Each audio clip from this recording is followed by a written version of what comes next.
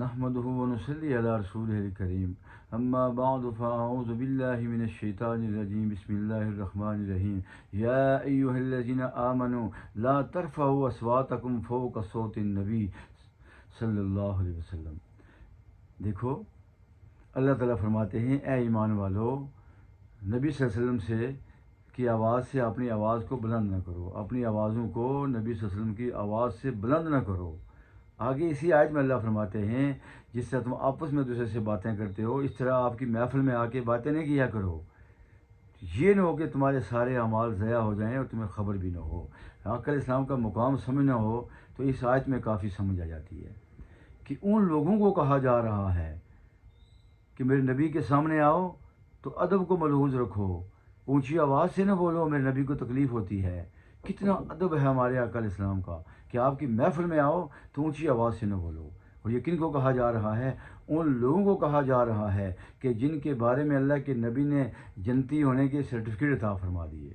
اشرا مبشرہ کے لوگ اس کے اندر 1,44,000 صحابہ اکرام شامل ہیں جن کے بارے میں اللہ نے فرمایا میں ان سے راضی اور مجھ سے راضی، جن کے بارے میں اللہ نے فرمایا اولئک هم المفلحون، یہ لوگ کامیاب ہونے والے ہیں، جن کی کامیابی کے دنیا میں اللہ نے سرٹیفکیٹ جاری فرما دیے۔ رضی اللہ عنہم ورضوا عنہ، اللہ ان سے راضی وہ اللہ سے راضی، جن کی رضا کے سرٹیفکیٹ اللہ نے دنیا میں جاری فرما دیے۔ ان لوگوں سے کہا جا رہا ہے کہ جب حضور کی محفل میں آؤ تو ادب ملحوظ رکھو، آہستہ بولو، اونچی آواز سے نہ بولو، کہیں تمہارے سارے اعمال ضائع ہو جائیں۔ اب اگر ان کے اعمال دیکھے جائیں تو عقل دنگ رہ جاتی ہے۔ حضور نے فرمایا میرے زمانے کے جو صحابہ اکرام نے جو ایک مد خرچ کیا، ایک سا خرچ کیا، قیامت تک آنے والے انسان خرچ کرتے رہے ان کے مقابلے تک، جو انہوں نے تھوڑا سا مٹھی بھر خرچ کیا اس کا مقابلہ نہیں کر سکتے۔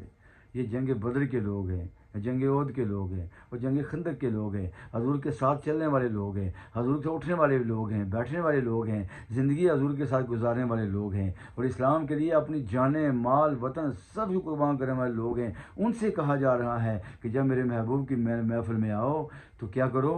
ادب کا تقاضا ہے کہ آہستہ بولو، اونچی آواز میں نہ بولو۔ ان کی محفل کے آداب کچھ اور ہے، لب کشائی کی جرت مناسب نہیں، ان کی سرکار میں التجا کے لیے جنبش لب نہیں چشم تر چاہیے، ہو میسر مدینے کی گلیاں اگر آنکھ کافی نہیں نظر چاہیے۔ صلی اللہ